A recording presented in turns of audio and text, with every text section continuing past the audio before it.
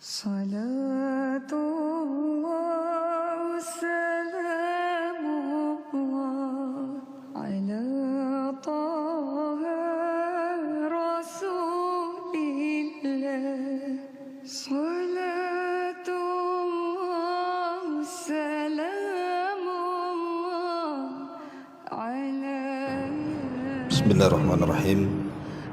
Assalamualaikum warahmatullahi wabarakatuh.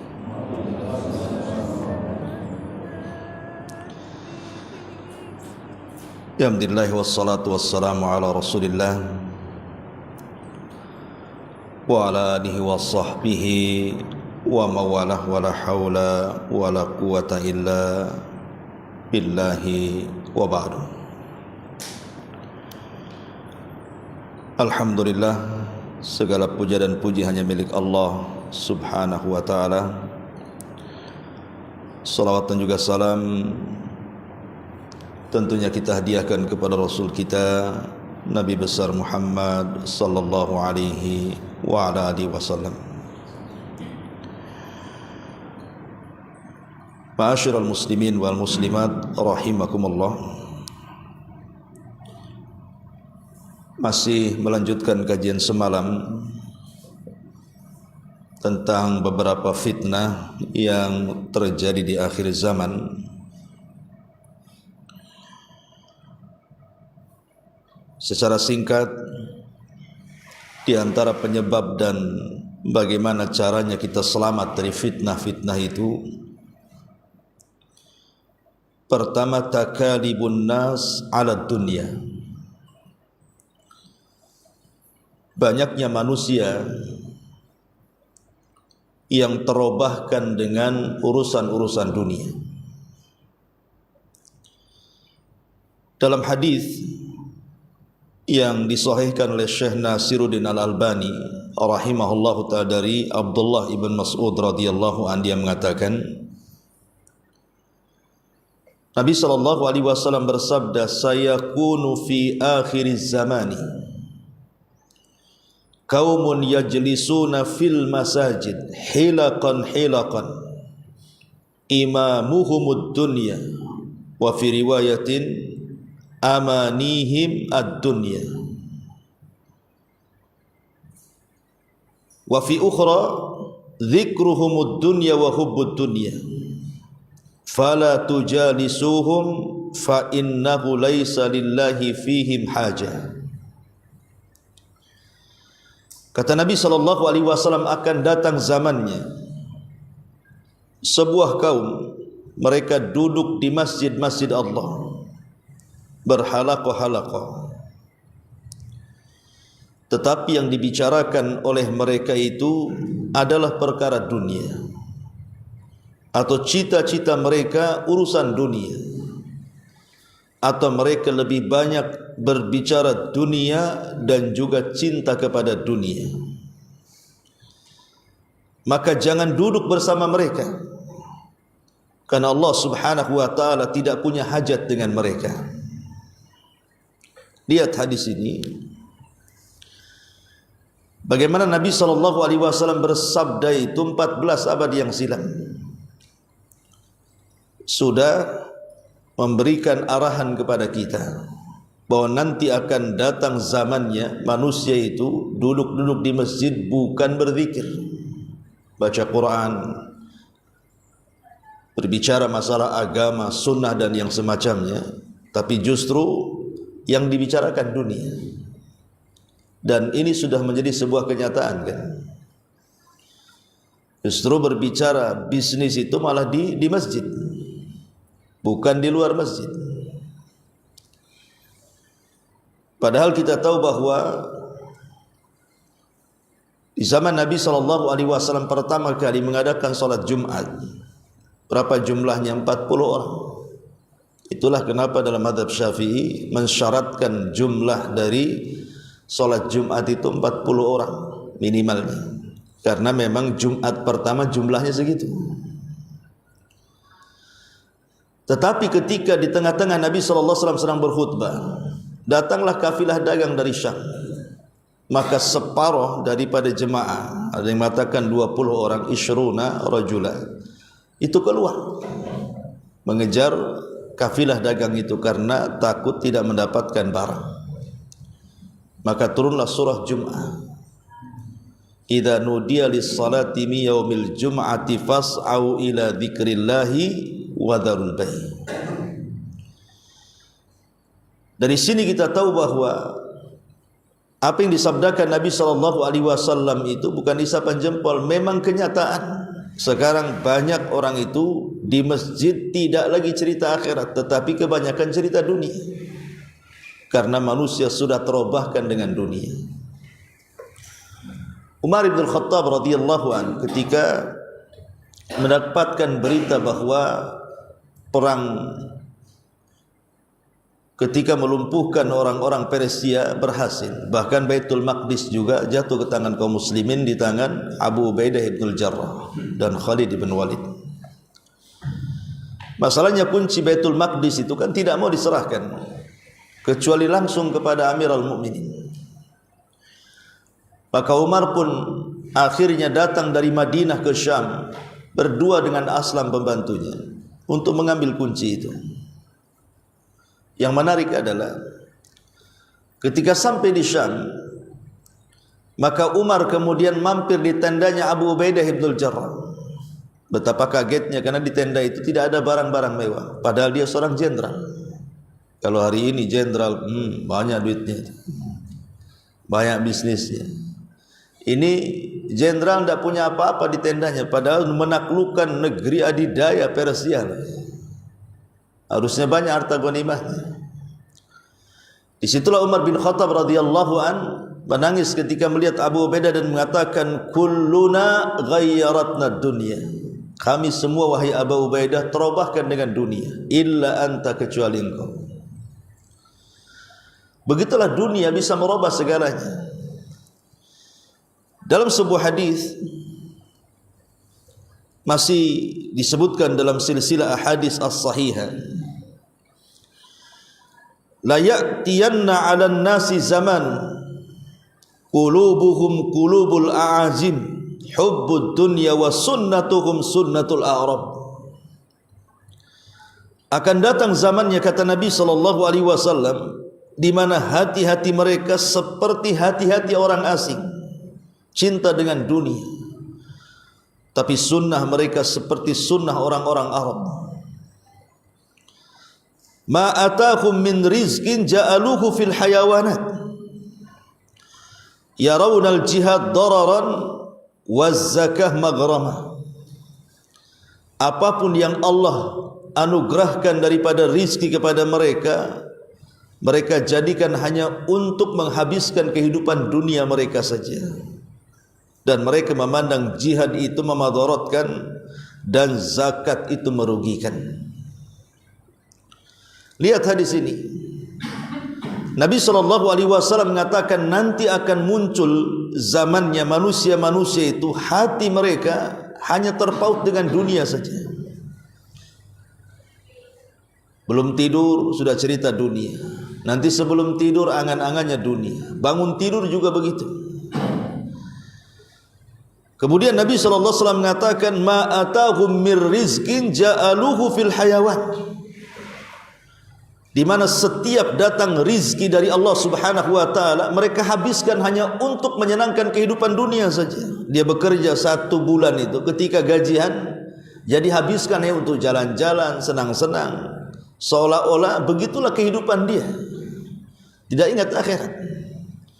Bahkan kalau seandainya mereka diajak berjihad, bagi mereka itu madarat. Dan kalau diseru untuk zakat-zakat itu justru merugikan mereka. Nah, ini juga salah satu bentuk bagaimana takalibun nas ala dunya, bagaimana manusia itu hati mereka terpaut dengan dunia itu luar biasa. Dan ini fitnah akhir zaman. Bahkan lebih tegas lagi, hadis yang dikeluarkan Imam Bukhari dari Abi Hurairah radhiyallahu anhu. Nabi mengatakan, ya'ti 'alan nasi zamanun la yubali ar-rajulu min aina asaba al-ma min halalin aw min haramin. Akan datang zamannya kepada manusia di mana seseorang tidak peduli dengan pencarian hartanya, apakah dia dapat dari yang halal ataupun yang haram. Lihat lebih tegas lagi Nabi SAW mengatakan akan datang zamannya manusia tidak peduli ketika mencari kekayaan itu. Dan sekarang lihat zamannya. Zaman hari ini enggak peduli, yang penting dapat uang kan. Apalagi dengan dunia-dunia global hari ini yang jauh terasa dekat. Kemudian manusia terfitnah dengan media handphone yang di tangan-tangan antum itu. Terkadang ada orang-orang yang kemudian disibukkan dengan media-media, dengan film-film, sinetron-sinetron. Celakanya pula film sinetron ini semua membicarakan orang-orang kaya. Syutingnya di rumah mewah, itu. Tidak ada di desa-desa itu, rumah gubu-gubu. Pemainnya juga seolah-olah hanya untuk mengumbar syahwat saja. Yang nonton pula orang miskin, yang merankan orang kaya kan itu. Akhirnya angan-angannya ingin seperti mereka. Tengok tetangga ingin punya mobil, pengen juga punya mobil. Lah dari situ menunjukkan bahwa syahwat dunia di akhir zaman ini itu akan semakin menarik manusia. Ma'asyiral muslimin yang dimuliakan Allah Subhanahu wa taala. Bahkan lebih tegas lagi, masih disebutkan dalam silsilah ahadits as-sahihah, Nabi SAW mengatakan, inna baina yadayi sa'ah taslimul khasa. Sesungguhnya mendekati hari kiamat itu akan banyak peristiwa. Salah satunya adalah taslimul khasa, di mana salam itu hanya disampaikan kepada orang yang khusus saja. Artinya mengucapkan salam itu hanya dilontarkan kepada orang yang kenal saja, yang enggak kenal enggak disalami. Dan itu sudah terjadi, jangan kepada orang awam, ikhwan-ikhwan aja begitu. Kalau yang jemaah pengajian di sini nampak dari jauh saja sudah assalamualaikum kan itu. Tapi kalau ketemu orang awam, mana mau salam dia. Nah ini sudah terjadi. Bahkan terkadang kalau kita mengucapkan salam itu kepada orang yang tidak dikenal, orang yang tidak dikenal yang mendapatkan salam dari kita itu keheranan. Malah mendekat pula, kapan kenalan? Kapan saya kenal kamu? Kok kamu mengucapkan salam katanya. Bukannya dijawab malah heran kan itu. Itu sudah terjadi itu. Kemudian juga kata Nabi SAW, wa fashwut tijarati, dan buruknya perniagaan. Dan ini juga salah satu fitnah ya, buruknya perniagaan. Orang yang mengurang-urang takaran, timbangan, meteran, curang dalam dagang, belum lagi perkara riba, gharar dan yang semacamnya, itu sudah terjadi. Dan kita bisa rasakan, bahkan jangan-jangan pula kita pemainnya pula di situ. Kemudian juga hatta tu'inal mar'atu zawjaha 'ala tijarati, sampai banyak kaum wanita yang ikut membantu suaminya dalam berniaga. Jadi fungsi wanita sudah mulai bergeser itu. Harusnya wanita itu menjadi ibu rumah tangga, bergeser pula dia. Terkadang dia pula lah yang kemudian pandai berdagang, suaminya pula tak pandai. Dia sibuk dengan manusia, suaminya tak sibuk, senang saja di rumahnya. Waqat'ul arham, dan juga memutus tali silaturahim, wa syahadatuz zur, dan persaksian palsu, wa zuhurul qalam, dan banyaknya pena, artinya banyaknya tulisan-tulisan. Ini juga menunjukkan bagaimana terjadinya takalibun nas ala dunia. Manusia sudah mulai cenderung kepada dunia dibandingkan akhirat. Ma'asyiral muslimin yang dimuliakan Allah Subhanahu wa taala, lah dari hadis-hadis ini bisa kita simpulkan menjadi 3 kesimpulan. Pertama, dunia sudah menjadi semua cita-cita manusia. Yang kedua, dunia ini yang menjadikan tulul amal. Tulul amal itu artinya panjang angan-angannya. Kalau burung terbang itu dia ingin terbang tak punya sayap, akhirnya hanya angan-angan saja. Kemudian yang ketiga, mereka tidak sadar bahwa dengan terlampau cintanya dengan dunia, kemudian menjadikan tulul amal, berakhir mencari dunia, tidak peduli halal haram. Memang seperti itu. Jadi kalau sudah cita-citanya dunia, kemudian juga kecintaan kepada dunia lebih besar dibandingkan akhiratnya, maka dipastikan dia mencari hal-hal tentang dunia ini, sudah tidak perlu lagi tentang halal haram. Ma'asyiral muslimin yang dimuliakan Allah Subhanahu wa taala, dahulu disebutkan oleh kisah ini disebutkan oleh Syekh Al-Khamis hafizahullah taala, dia mengatakan, Utsman Khamis ini saya mendengar dari YouTube-nya. Jadi ada seorang pengemis di zaman Amirul Mukminin Ali radhiyallahu anhu.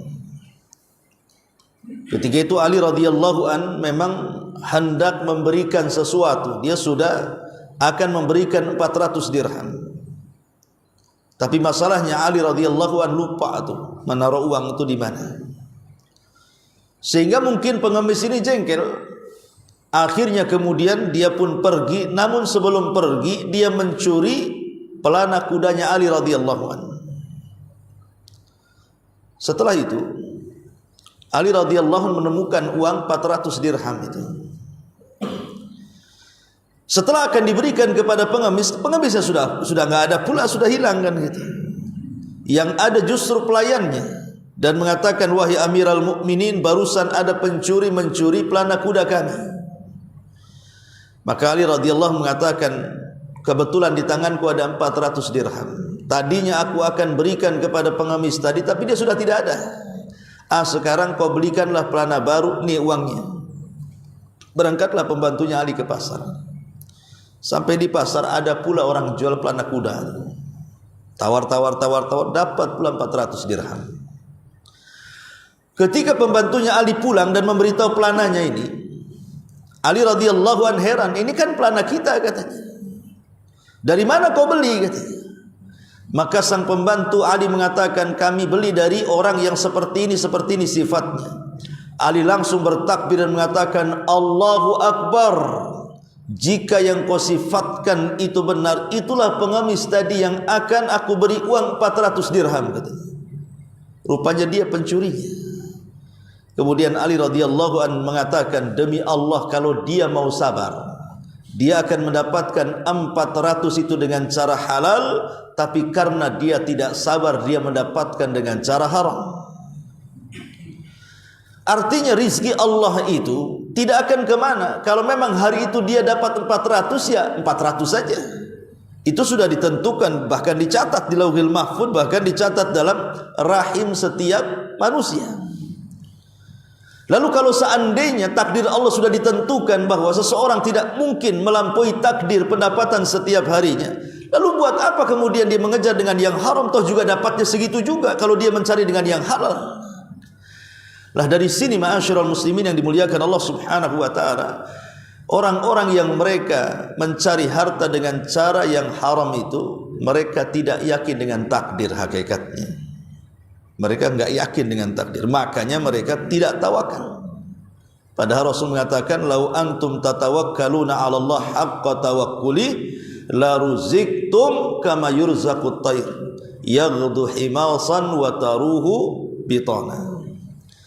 Kalau anda bertawakal dengan betul-betul tawakal kepada Allah Subhanahu wa taala, maka kalian akan diberikan rizki seperti Allah memberikan rizki kepada burung. Coba lihat burung itu. Siapa peneliti burung di sini? Burung ini kalau terbang, maka dia pandangannya akan tajam ke bawah, dan dia tahu ada makanan di bawah itu. Bahkan kita manusia saja tidak tahu di bawah ada makanan burung. Burung tahu dari atas makanannya di situ. Dan kalau dia sudah tahu ada makanan di situ, dia tidak akan pergi sendiri. Dia akan memanggil kawanannya dan mengatakan, kemari, di sini ada rizki kita. Maka kawanannya dari mana-mana akan datang, kemudian menyerbu rizkinya rame-rame. Itulah indahnya burung. Burung itu kalau dapat rizki ngajak-ngajak. Kalau antum dapat rizki jauh-jauh, mana ada tuh ngajak-ngajak. Antum ngajak-ngajak, kalau susah aja ngajak-ngajak tuh. Nah, itu susah baru ngajak-ngajak gitu. Ada kerjaan enggak katanya? Kalau ada kerjaan tak mau ngajak orang. Itulah bedanya kita dengan burung. Lah, Nabi SAW mengatakan kalian akan diberikan rizki seperti burung. Bagaimana burung itu keluar lapar, pulang pula ada kenyang. Siapa yang mengarahkan rizki? Burung tidak punya ijazah, sekolah pun tidak. Tapi Allah arahkan rizkinya dengan tawakal tingkat tinggi yang dimiliki burung. Ma'asyiral muslimin yang dimuliakan Allah Azza wa Jalla. Ini yang pertama. Yang kedua, su'ul wulad wal ummal. Buruknya para pemimpin dan para pekerja. Nabi SAW mengatakan dalam hadis Abi Umamah radhiyallahu an, yakunu fi hadhil ummah fi akhir zamani rijalun ma'ahum siyatun ka'annaha adnabul baqar yaghduna fi sakhatillahi wa yaruhuna fi ghadabillahi. Akan muncul di tengah-tengah umat ini di akhir zaman manusia-manusia yang tidak lepas dari cemeti yang mereka bawa, seperti ekor-ekor sapi betina. Mereka keluar dari rumah dalam kondisi dimurkai Allah, mereka pulang dalam kondisi dilaknat Allah Subhanahu wa taala. Keluar dan pulang dilaknat oleh Allah Subhanahu wa taala. Para pensyarah hadis ini, apa maksudnya? Ya. Mereka mengatakan bahwa hadis ini gambarannya adalah di akhir zaman itu ada manusia-manusia yang mereka memang niat keluar rumah itu sudah hendak berlaku zalim. Jadi sudah ada niat keluarnya itu. Dia akan menyakiti orang, dia akan menzalimi orang. Kemudian setelah dia menyakiti dan menzalimi orang, dia pulang merasa puas dengan kezalimannya. Lah itulah orang yang keluar dan pulang itu berada di tengah-tengah kemurkaan dan laknat Allah Subhanahu wa taala. Dan itu yang terjadi. Yang terjadi seperti itu. Banyak para pemimpin-pemimpin itu memang niat mereka itu ingin melakukan kezaliman. Dan mereka puas dengan kezaliman. Kemudian juga ada hadis yang lainnya, Nabi SAW mengatakan, yakunu fi akhir zaman umara'u zalama wa wuzara'u fasaqa wa qudha'u hawana wa fuqaha'u kadhiba. Faman adraka minkum dzalika zaman fala yakunanna lakum katiban wala arifan wala syurtiyan. Rawahu Tabrani wa sahahahu Albani. Kata Nabi SAW, nanti di akhir zaman akan muncul para pemimpin-pemimpin zalim dan menteri-menterinya fasik, penegak-penegak hukumnya para pengkhianat, dan ahli fikihnya para pendusta. Maka barang siapa yang mendapatkan zaman itu, maka jangan bergabung, baik menjadi sekretarisnya ataupun orang-orang yang memberikan pandangannya, atau boleh jadi menjadi pengamannya, polisinya atau yang semacamnya, syartiyan. Rawahu Tabrani. Hadis ini dikeluarkan Imam Tabrani dan sahihkan Syekh Albani rahimahullahu taala. Lihat, Rasul menyebutkan 4 manusia di sini. Pertama, pemimpinnya zalim. Yang kedua, para menterinya fasik karena penjilat pemimpin. Yang ketiga, para penegak hukumnya mereka para pengkhianat. Mereka menegakkan hukuman itu sesuai dengan pesanan. Dan para fikihnya, para ulamanya yang harusnya menasihati pemerintah itu, justru mereka para fuqaha yang suka berdusta, memain-mainkan fatwa. Makanya kan ada istilah ulama itu, ada namanya ulama usul, ulama pemerintah. Apa yang dipesankan pemerintah buat fatwa dia. Ada namanya ulama ummah, ulama umat. Yang disenangi umat itulah yang didakwahkan, yang dibenci umat dia tidak mau dikatakan, menyembunyikan yang benar, hanya menampakkan apa yang disenangi umat, dan itu yang banyak. Tetapi ada yang terakhir inilah yang disebut dengan ulama rabbani. Memang ulama yang menegakkan perintah-perintah Rabbnya.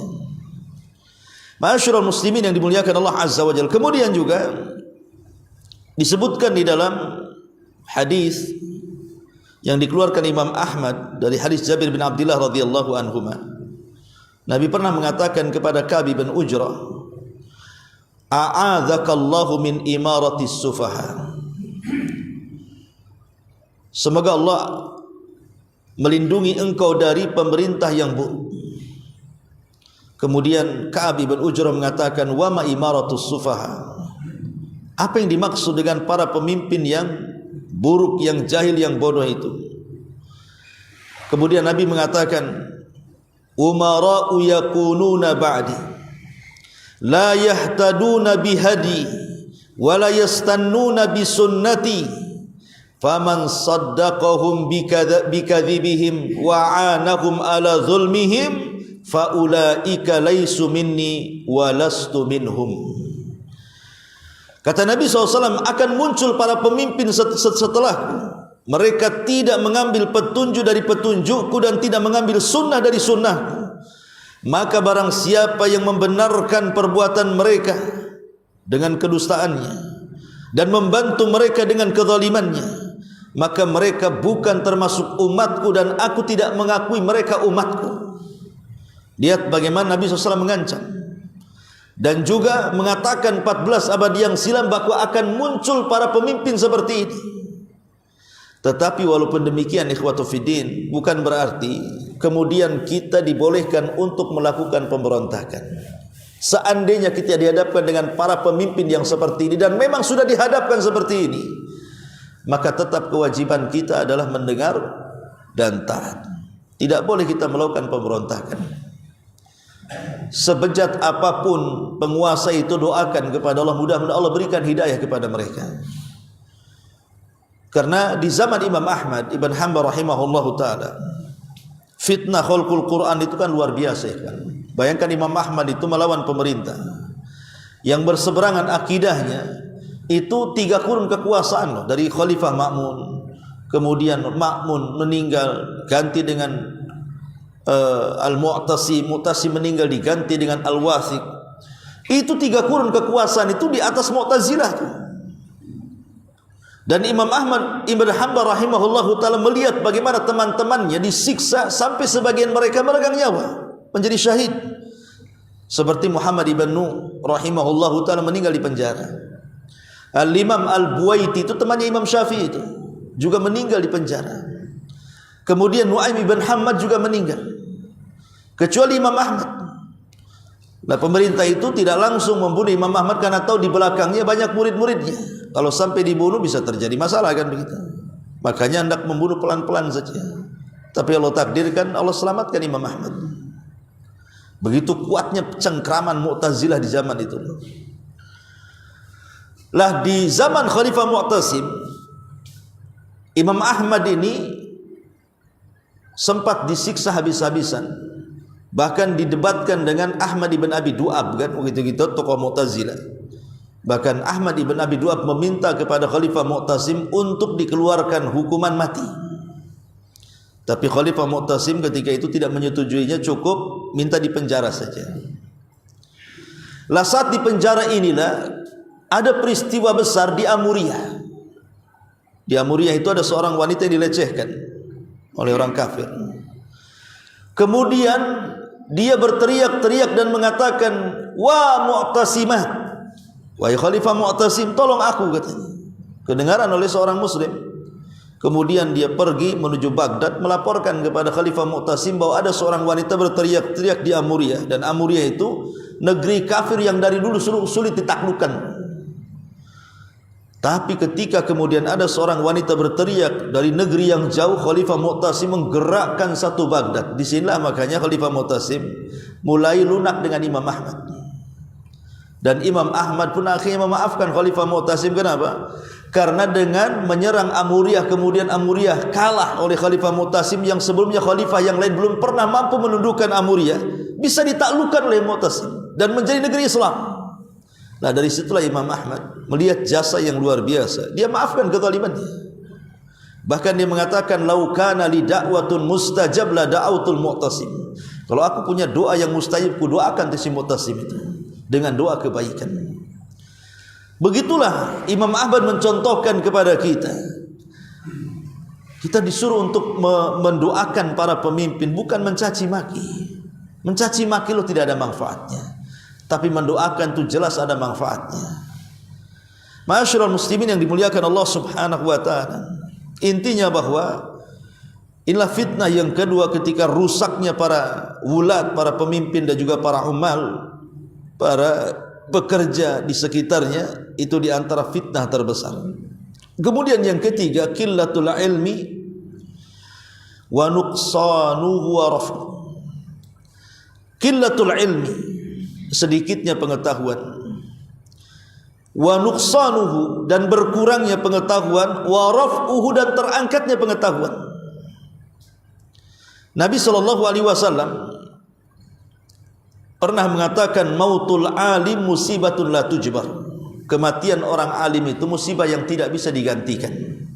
Sampai hari ini siapa yang mampu menggantikan Imam Syafi'i? Tidak ada. Menggantikan Imam Ahmad? Tidak ada. Menggantikan Abu Hanifah? Apalagi. Menggantikan Imam Malik? Apalagi. Tidak ada. Biasanya kalau ulama meninggal itu orang-orang setelahnya lebih jahil dibandingkan sebelumnya. Tapi kalau orang kaya mati, akan muncul orang yang jauh lebih kaya dibandingkan orang kaya yang mati itu.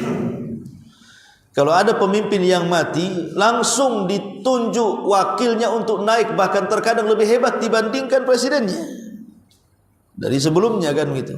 Itu kalau urusan dunia. Tapi kalau urusan agama tidak.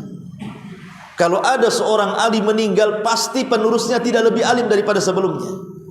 Karena Rasul yang mengatakan mautul alim musibatun la tujbar. Kematian alim itu musibah yang tidak bisa digantikan. Mau digantikan dengan siapa? Jangankan cerita madzhabul arba, ulama-ulama kontemporer kita saja. Syekh Albani meninggal, siapa yang bisa menggantikan? Syekh bin Bas meninggal, siapa yang bisa menggantikan? Syekh Utsaimin meninggal, siapa yang bisa menggantikan? Tidak ada yang bisa menggantikan. Itu ulama kontemporer, kan itu. Ulama bagaimana pula ulama salaf? Lah di akhir zaman itu ilmu akan diangkat, bukan diangkat itu maksudnya tiba-tiba hilang di dada-dada kaum muslimin, bukan. Tapi diangkatnya ilmu itu dengan diwafatkan satu persatu ulamanya. Ketika diangkat satu persatu ulamanya, diwafatkan oleh Allah Azza wa Jal, disitulah ilmu sedikit demi sedikit akan dihilangkan. Dan yang terjadi adalah kejahilan di mana-mana. Ma'asyiral muslimin yang dimuliakan, dan ini fitnah terjadi hari ini.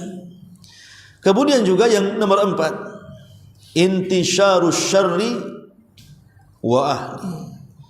Banyaknya menyebarnya keburukan dan para pelaku keburukan. Ma'asyiral muslimin yang dimuliakan Allah Subhanahu wa taala, disebutkan dalam sebuah hadis dari Abdullah bin Amr radhiyallahu anhu.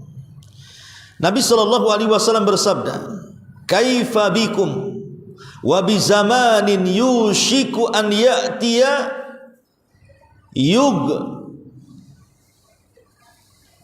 yushiku an ya'tiya yughazbalu an-nasu fihi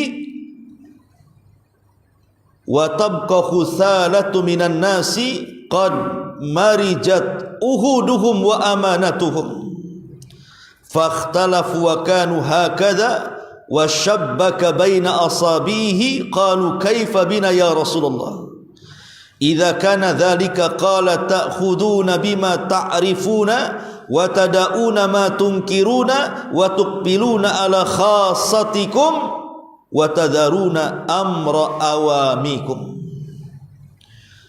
Abdullah ibn Umar atau Abdullah ibn Amr, Abdullah ibn Amr ibn As radhiyallahu anhu, pencatat hadisnya.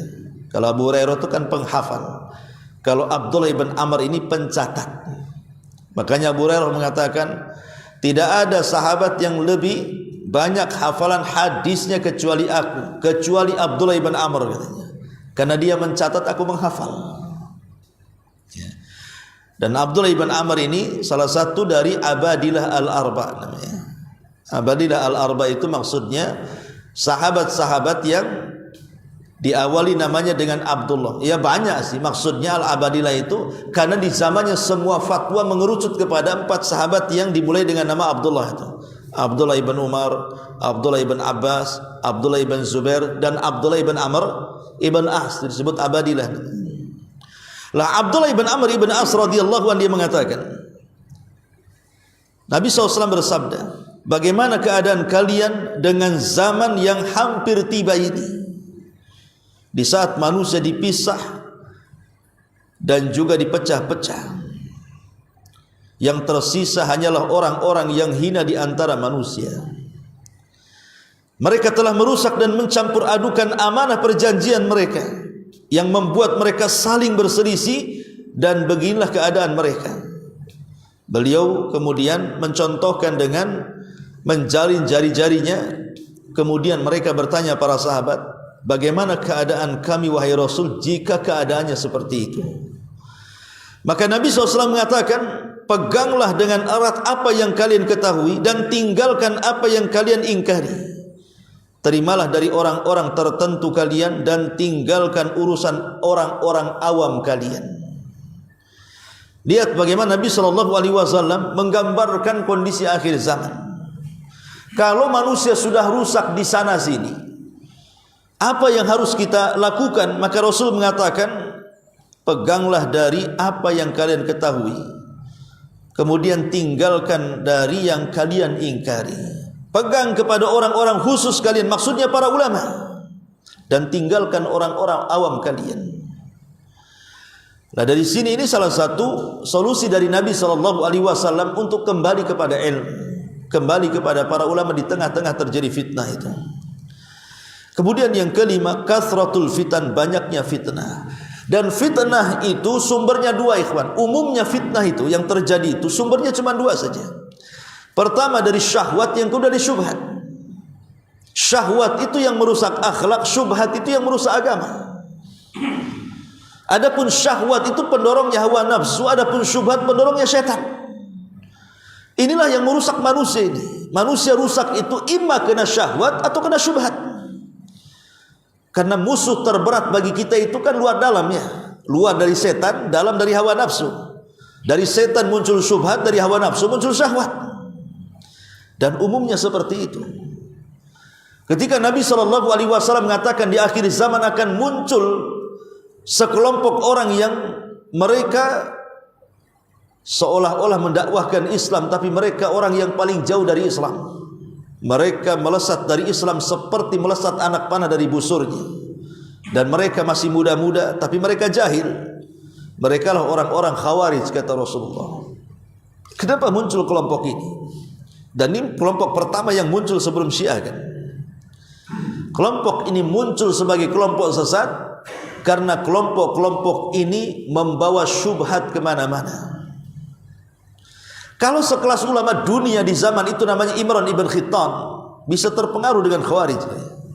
Ada seorang ulama, Imran ibn Khittan, Muhammad ibn Sirin menceritakan, di zaman tabi'in itu ada orang yang pakar tafsir, pakar hadis, pakar syair, pakar dalam semua fan, namanya Imran ibn Khittan itu. Sampai dipuji keilmuannya.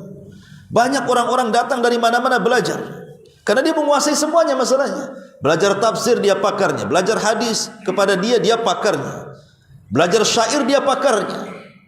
Jadi orang senang belajar dengan Imran ibn Khittan ini. Entah kenapa dia tertarik dengan seorang wanita anak dari pamannya. Sementara pamannya ini pemahamannya Khawarij. Dan ulama sebaya dia mengatakan kepada Imran ibn Khittan, sebaiknya kau jangan menikahi orang itu, karena pemahaman keluarganya Khawarij, kau akan tertarik dengan mereka. Kata Imran ibn Khittan dengan bangganya dia mengatakan, justru kalau aku menikahi wanita itu, aku akan menarik semua keluarganya kepada ahli sunnah. Tapi apa yang terjadi? Menikahlah Imran ibn Khittan hanya karena tertarik dengan para cantik anak dari pamannya itu. Setelah menikah apa yang terjadi? Apakah dia menarik keluarga istrinya menjadi ahli sunnah? Tidak, justru dia yang tertarik jadi Khawarij. Ulama dunia pembela sunnah Nabi SAW tiba-tiba 180 derajat berbalik menjadi Khawarij, dan terus pemahaman Khawarijnya, bahkan dia jadi tokoh Khawarij dan mati di atas Khawarij. Situ dulu punya murid juga di Batam itu. Ya. Ya awalnya istiqomah, masya Allah kan itu kan. Dia tertarik dengan ya akhwat tapi orang awam, memang cantik, belum ngaji kan. Waktu itu memang sudah saya nasihati jangan. Banyak kok akhwat yang sudah ngaji, supaya lebih istiqomah antum. Nanti saya dakwai Ustaz, gampang itu. Nikah jadi dengan dia. Lama mungkin 2-3 tahun tidak ketemu. Setelah ketemu, masya Allah, udah hilang semuanya. Ya hilang seagama-agamanya hilang. Subhanallah, subhanallah. Sudah tidak ada lagi ketertarikan untuk belajar. Bahkan sudah enggak, ya Allah pokoknya enggak bisa diceritakan. Rusak serusak-rusaknya. Nah makanya tidak bisa namanya syubhat itu ikhwatu fiddin, tidak bisa kita dekat-dekat. Dia nyambar-nyambar kita itu. Kita ini yang kurang iman, kurang ilmu, yang jelas-jelas sajalah. Jangan main-main di situ. Supaya lebih menyelamatkan akidah kita. Karena hidup di lingkungan yang istiqomah itu pasti akan terbawa istiqomah, ikhwan. Tapi kalau hidup di lingkungan yang banyak fitnah, sementara kita tidak kuat imannya, pasti diseretnya kepada fitnah itu. Jangankan kita, sekelas Imran bin Khattab bisa berubah. Yang jelas-jelas ulama dunia. Makanya di zaman Nabi SAW itu, Umar bin Khattab kan bawa lembaran Taurat tuh. Sekelas Umar saja yang dikatakan oleh Nabi SAW, kalau ada Nabi sepeninggalku, Umarlah orangnya karena cerdasnya. Ketika dia membawa lembaran Taurat, Rasul marah dan mengatakan, amutahawwikun anta ya ibnal Khattab, apakah kau sudah bingung wahai putra Khattab? Buang tuh lembaran-lembaran itu. Laqad taraktu fikum alal bayda lailuha kanahariha la yazigu anha illa halik. Aku tinggalkan oleh Islam itu terang benerang, malamnya seperti siangnya, siapa yang berpaling dia sesat. Ya. Artinya bahwa kalau sekelas Umar saja dikhawatirkan Rasul, dia bisa berubah masuk ke agama lain kan gitu. Bisa saja dia masuk ke Yahudi. Itu dikhawatirkan Rasul, padahal ya kita katakan mustahil. Tapi bagi Allah mungkin saja membolak-balikan hati kan. Makanya Nabi SAW itu setiap sholat selalu mengatakan, ya muqallibal qulub tsabbit qalbi ala ta'atik. Sampai Ummu Salamah mengatakan, ya Rasulullah, kenapa anda banyak membaca doa itu? Apa kita katakan Rasul akan tersesat sehingga harus berdoa seperti itu? Wahai zat yang membolak-balikan hati, tidak mungkin, mustahil Rasul tersesat kan begitu. Tapi kenapa Rasul membaca doa itu terus? Makanya Ummu Salamah bertanya. Maka Rasul mengatakan, ya Umma Salamah, yang namanya hati manusia itu berada di jemari-jemari Allah, di genggaman Allah. Allah bisa saja merubah orang itu sesat sesaat atau mendapatkan hidayah sesaat. Ya. Jadi jangan main-main dengan masalah syubhat ini. Ma'asyiral muslimin yang dimuliakan Allah Subhanahu wa taala. Begitu juga masalah syahwat. Ya. Dan dua-duanya adalah pemicu fitnah. Adapun perbedaan syubhat dengan syahwat, ya, seperti yang saya sering contohkan, perbedaan Adam dan iblis. Kalau iblis dikeluarkan dari sorga oleh Allah karena syubhat, kalau Adam dikeluarkan dari sorga karena syahwat. Kenapa syahwatnya Adam? Karena Allah melarang, kau jangan makan buah ini, jangan kau dekat-dekat, dimakan pula. Makan itu urusan syahwat, urusan perut, ya. Maka dari itulah Adam diusir. Adapun iblis ini bukan masalah syahwat, dia masalah syubhat. Ketika disuruh sujud tak mau dan mengatakan saya lebih baik daripada Adam kan. Aku diciptakan dari api, Adam dari tanah. Itu namanya syubhat tuh namanya. Kerancuan dalam pikirannya. Sebab itulah Allah murka dan mengusir iblis dari surga. Nah, itulah perbedaan syubhat dan syahwat. Dua-duanya fitnah. Ma'asyiral muslimin yang dimuliakan Allah Subhanahu wa taala. Lalu bagaimana caranya kita ini menghadapi fitnah ini? Pertama, sebutkan oleh para ulama supaya kita terhindar dari fitnah adalah muhawalatu al-ibti'adi an mawatinil fitani. Berusaha menjauh dari sarang-sarang atau tempat-tempat yang di situ terdapat fitnah. Di zaman sekarang, di zaman yang penuh dengan fitnah itu, jauhi tempat-tempat fitnah supaya kita tidak masuk dalam fitnah. Memang kita tidak mungkin keluar dari fitnah. Makanya ketika Rasul mengatakan as-sa'idu liman junnibal fitan, orang yang berbahagia itu orang yang dijauhkan fitnah, bukan kita yang menjauh dari fitnah. Karena kita tidak mungkin menjauh dari fitnah. Mustahil kita menjauh dari fitnah itu. Fitnah akan ada terus di sekitar kita dan mengganggu kita kan. Tetapi Rasul mengatakan orang bahagia itu adalah orang yang Allah menjauhkan kita dari fitnah. Bukan kita menjauh dari fitnah, Allah yang menjauhkan. Dengan cara apa? Memberikan taufik kepada kita. Dan mintalah kepada Allah agar kita dijauhkan dari fitnah dengan berbagai macam bentuk yang sudah kita jelaskan. Maka sebagai bentuk upaya kita ini mencari sebab supaya terjauh dari fitnah, jauhi tempat-tempat fitnah itu. Ini yang pertama. Kenapa demikian? Karena Allah mengatakan wattaqu fitnatan la tusibanna alladziina zalamu minkum khassah. Takutlah akan fitnah kalau sudah ditimpakan Allah itu, yang terkena bukan orang-orang zalim saja, orang baik pun terkena imbasnya di situ. Yang kedua, al-i'tisamu bil kitabi was sunnah. Yang bisa menjauhkan kita dari fitnah adalah berpegang teguhlah dengan Quran dan sunnah. Ketika Allah Subhanahu wa taala menurunkan Adam, Hawa dan iblis dari sorga menuju dunia, Allah Subhanahu wa taala katakan fa imma ya'tiyannakum minni hudan fala khaufun 'alaihim wa lahum yahzanun. Dalam ayat yang lain fala yadhillu wa la yashqa. Faman tabi'a hudaya fala yadhillu wa la yashqa. Seolah-olah Allah mengatakan qul nahbitu min hajami'a. Kami katakan keluar kalian dari sorga semuanya. Maksudnya Adam, Hawa dan iblis. Fa imma ya'tiyannakum minni hudan, kelak aku akan turunkan petunjukku kepada kalian. Maka barang siapa yang mengikuti petunjukku, dia tidak akan sedih dan tidak akan takut. Dalam ayat yang lain tidak akan sesat dan tidak akan binasa. Sebagian ulama tafsir mengatakan apa yang dimaksud petunjuk di sini? Yang dimaksud petunjuk di sini adalah para utusan yang Allah utus dan kitab-kitab yang Allah turunkan. Jadi kalau seandainya dahulu di zaman Nabi Musa ada orang-orang yang mengikuti Musa dan Tauratnya, itulah mereka di atas petunjuk, tidak akan sesat dan tidak akan binasa. Kemudian muncul lagi di zaman Isa. Maka siapa di zaman Isa yang mengikuti Isa dan Injil yang diturunkan kepadanya, maka orang-orang itu tidak akan celaka dan tidak akan binasa. Sekarang eranya adalah era Nabi kita Muhammad sallallahu alaihi wasallam dan Quran yang diturunkan kepadanya. Maka siapapun yang mengikuti Nabi dan Al-Quran yang dibawanya, maka tidak mungkin sesat dan binasa. Itulah yang Rasul katakan, taraktu fikum amraini lan tadillu ma tamassaktum bihi ma kitaballahi wa sunnati. Tinggalkan kepada kalian dua pusaka, kalau kalian pegang erat keduanya tidak mungkin sesat selamanya, Quran dan sunnah Nabi sallallahu alaihi wasallam.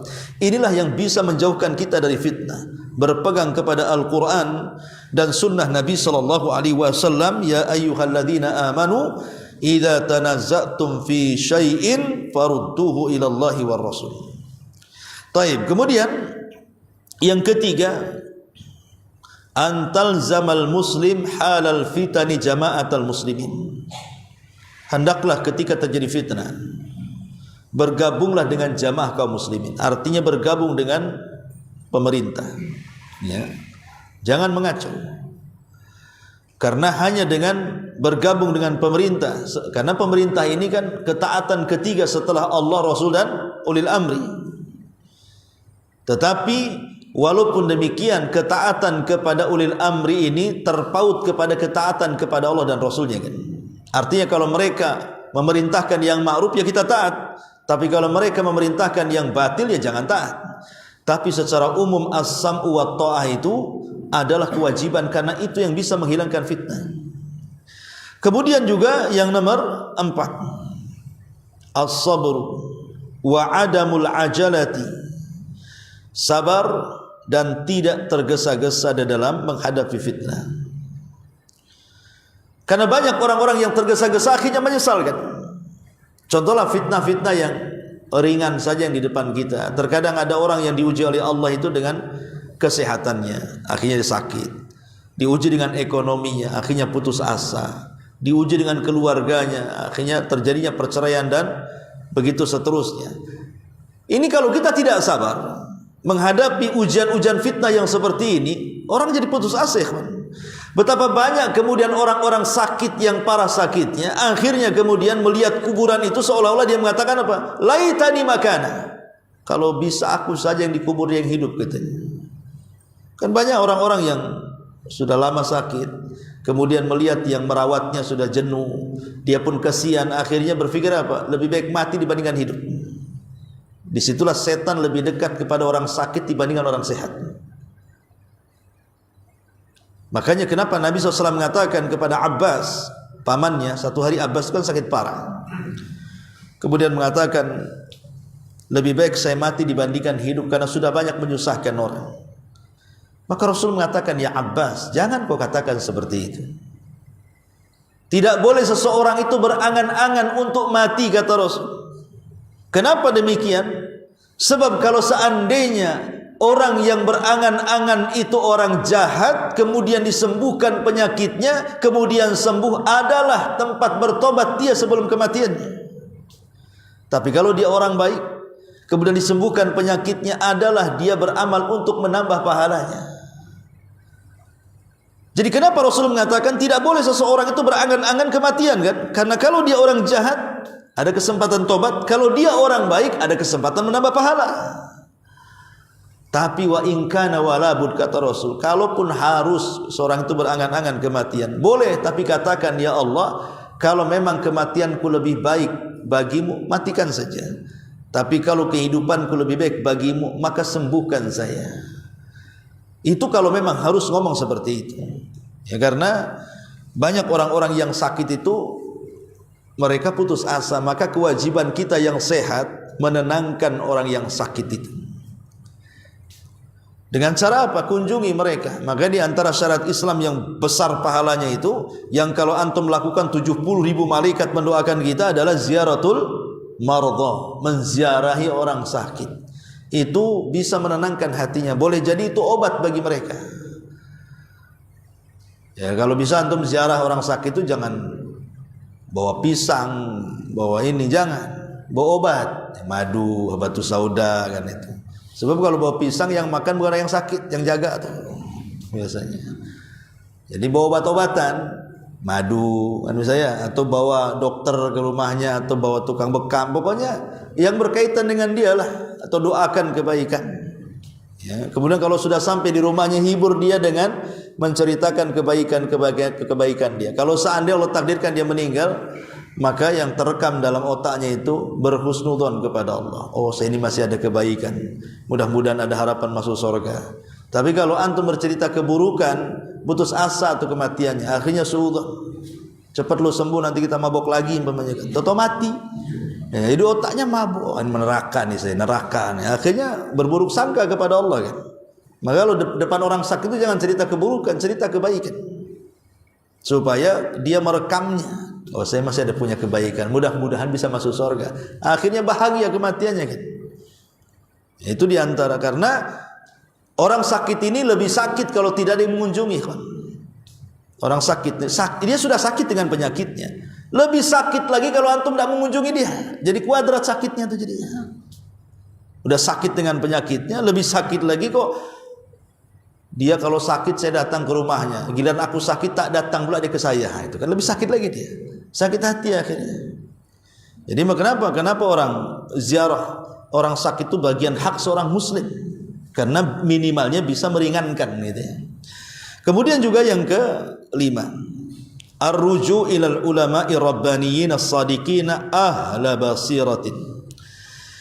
Kembali kepada para ulama. Tentu ulama rabbani, ya, ulama ahli sunnah wal jamaah, ulama salaf, yang mereka memang pandangannya luas. Dan itu disebutkan dalam surah An-Nisa ayat 83. Kemudian yang nomor 6 langsung, taqwallahi azza wa jalla. Bertakwalah kepada Allah Subhanahu wa taala, yang benar-benar takwa. Kemudian juga yang ketujuh, kasratul ibadah. Perbanyak ibadah. Di zaman fitnah ini perbanyak ibadah, karena ibadah di zaman fitnah ini pahalanya besar. Kata Rasulullah, al-ibadatu fil haraji ka hijrati ilayya. Ibadah di waktu terbanyaknya fitnah, pembunuhan dan yang semacamnya, maka pahalanya sama dengan hijrah kepadaku. Kenapa kau disamakan dengan hijrah? Apa tujuan hijrah Nabi? Menyelamatkan agama. Itu tujuan Nabi hijrah kan, menyelamatkan agama. Maka disuruh hijrah. Sebab kalau tetap di Mekah, banyak orang yang kufur nantinya, sudah Islam bisa balik lagi.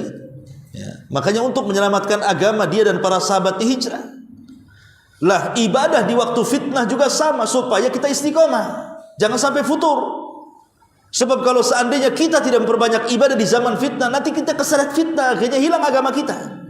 Makanya Rasul mengatakan, memperbanyak ibadah di zaman fitnah itu pahalanya sama dengan hijrah bersamaku, karena sama-sama menjaga agama. Ya.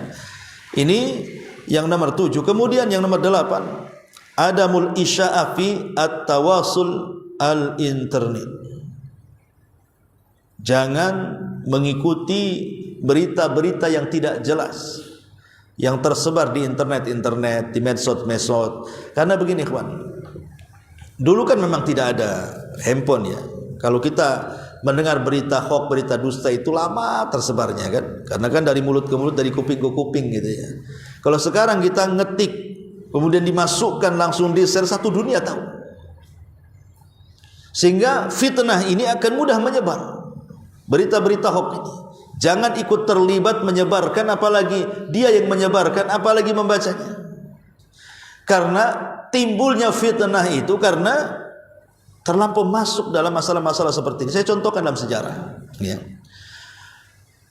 Di zaman perang Uhud, kenapa kaum muslimin kalah coba? Karena ada sebagian para pemanah, sekitar 40 dari Bukit Ainain turun kan. Kemudian Khalid bin Walid ketika itu masih kafir, dengan manuvernya dia bisa mengelilingi bukit, kemudian menduduki Bukit Ainain, dan itu salah satu penyebabnya. Tapi ada penyebab lain di situ, kekalahan kaum muslimin. Apa? Isu tentang terbunuhnya Nabi. Kita tahu bahwa Nabi itu kalau sudah pakai baju besi, kemudian Mus'ab ibn Umar juga sudah pakai besi, sudah tidak bisa dibedakan mana Nabi mana Mus'ab itu, karena perawakannya sama Mus'ab bin Umar dengan Nabi itu. Lah ketika kemudian Mus'ab ini terbunuh dalam perang Uhud, mati syahid, menyangkanya itu Nabi, maka langsung disebarkan bahwa Nabi sudah meninggal. Nabi sudah meninggal. Akhirnya sahabat yang mendengar tunggang langgang lah, kocar kacir sana sini kan. Sampai ada Anas ibn Nadhr mengatakan, ya, kenapa kalian harus lari? Apa kalian membela Nabi atau membela agama Nabi katanya? Demi Allah aku sudah mencium nih bau surga di balik bukit ini katanya. Kemudian dia pun mengompori sahabat balik lagi ke pertempuran. Jadi salah satu rahasia kekalahan itu karena ada penyebaran berita hoax di situ. Apa penyebaran berita hoaxnya? Tentang kematian Nabi. Padahal Nabi nggak mati, dihabarkan mati, kan berita hoax namanya kan. Itu yang menjadi penyebab kekalahan kaum muslimin di Uhud itu. Ini satu. Yang kedua, tentang hadisatul ifki, tentang Aisyah radhiyallahu anha yang dituduh berzina dengan siapa? Safwan ibn Mu'attil. Ketika Aisyah malam-malam berada di tenda-tenda unta-untaan itu, dia pengen buang hajat. Akhirnya dia pergi meninggalkan pasukan buang hajat. Setelah selesai buang hajat, hilang pula kalungnya atau gelangnya gitu. Jadi dia sibuk mencari gelangnya yang hilang tuh. Nah ini para prajurit ini disangka Aisyah sudah balik ke tenda-tendaan itu, pergi meninggalkan Aisyah yang sibuk mencari gelang. Ketika Aisyah radhiyallahu sudah putus asa, gelangnya enggak ketemu kan, dia hendak pulang ke pasukan, rupanya enggak ada. Tapi Aisyah kan cerdas, dia tidak menyusul karena bahaya di padang pasir. Dia nunggu di situ, sebab dia tahu nanti kalau memang tidak ada di tenda-tendaan unta-unta, pasti pasukan akan balik lagi yang menjemput dia kan. Tapi ketika itu ada seorang sahabat namanya Safwan ibn Mu'attil, yang kalau kita baca biografinya orangnya tukang tidur tuh. Safwan ibn Mu'attil kalau baca sejarahnya tuh, dia sahabat tukang tidur. Jadi kayak antum kalau nggak sabar lihat bantal langsung letak tidur itu. Sahabat ada juga yang kayak gitu itu, namanya Safwan ibn Mu'attil. Makanya salah satu sebab dia ketinggalan pasukan itu karena ketiduran tuh, Safwan ibn Mu'attil itu. Jadi ketika dia terbangun pasukan sudah nggak ada, dia susul. Ketika di tengah jalan rupanya dia berjumpa dengan Aisyah dan dia kenal kan itu ya. Maka Safwan mengatakan kepada Aisyah, naiklah di atas untaku dan aku akan bawa engkau katanya. Terus dia bawa pelananya sampai ke tengah pasukan. Rupanya di tengah jalan dia berpapasan dengan orang-orang munafik anak buah Abdullah ibn Ubay bin Salul bin Sabah. Abdullah ibn Ubay bin Salul. Tersebarlah fitnah bahwa Aisyah berzina dengan siapa? Safwan ibn Mu'attil. Bayangkan 1 bulan tidak turun wahyu. Nabi SAW ketika itu sesak dadanya kan gitu. Bagaimana mungkin wanita yang dicintainya, bintu Siddiq, bisa dituduh kemudian berzina dengan Safwan ibn Mu'attil? Tapi Rasul SAW mengajarkan kepada kita tentang menghadapi fitnah. Rasul sabar, tidak tergesa-gesa. Dia menunggu wahyu.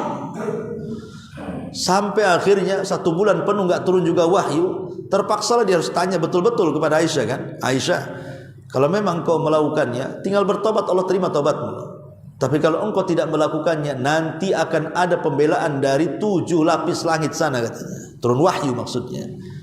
Engkau akan dilepaskan dari tuduhan ini. Dan betul, rupanya turun wahyu kepada Rasul surah An-Nur ayat 1-9 membebaskan dari tuduhan itu kan. Tapi lihat dampak berita hoax ini.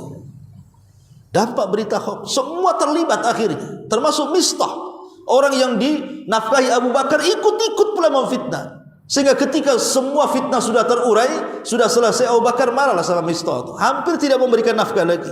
Kalau bukan karena Allah turunkan ayat, akhirnya Abu Bakar memberikan lagi nafkahnya. Tapi lihat dampak berita hoax ini. Ini contohnya, ya. Atau contoh yang lainnya, tersebarnya berita hoax ini. Contoh dalam kehidupan Nabi SAW, ketika Nabi sedang berdua-duaan dengan Safiyah, malam-malam kan itu ya, gelap-gelap gitu ya. Datang 2 sahabat lari-lari. Kata Rasul, ala rislikuma, jangan tergesa-gesa engkau, ngapain kalian lari? Apa kata sahabat ini? Wahai Rasul, tidak mungkinlah kami suudzon kepadamu. Tapi Rasul SAW tahu setan itu masuk dari jalan darah kan. Maka dia mengatakan bukan begitu. Ingat, setan itu bisa saja masuk ke jalan darah kalian berdua. Kemudian kalian membuat berita-berita yang tidak-tidak tentang diriku. Ya. Lah dari sini kita tahu bahwa itu di zaman Nabi kan. Kalau di zaman sekarang berita hoax itu luar biasa. Ingat tumbangnya Mesir gara-gara apa? Gara-gara Facebook. Segera Facebook. Kalau Indonesia tumbang gara-gara YouTube, youtuber, buzzer dan itu kan. Itu bahaya tuh. Negara bisa tumbang gara-gara buzzer. Mesir bisa tumbang gara-gara Facebook, bayangkan. Zaman dulu kan pertama ada Facebook kan semua orang kan pegang Facebook. Nanti komunikasi dengan orang-orang di Facebook itu. Akhirnya terjadi demo besar-besaran kan. Saya bayangkan. Jadi media ini bisa manfaat dan bisa madarat gitu. Maka itu kembali kepada kita yang memegangnya. Kemudian juga yang nomor 9, nasrul khairi bainan nas, sebarkan kebaikan di antara manusia. Dan yang terakhir, berusaha untuk mencari yang halal dari perkara-perkara maisha dan jauhi dari perkara-perkara yang diharamkan Allah Subhanahu wa taala. Ini di antara 10 perkara yang disebutkan para ulama, cara menghindar daripada fitnah di zaman fitnah ini. Wallahu a'lam. Sudah jam 6. Subhanallah bihamdika asyhadu an la ilaha illa anta astaghfiruka wa atubu ilaik. Allahu ta'ala alam. Assalamualaikum warahmatullahi wabarakatuh.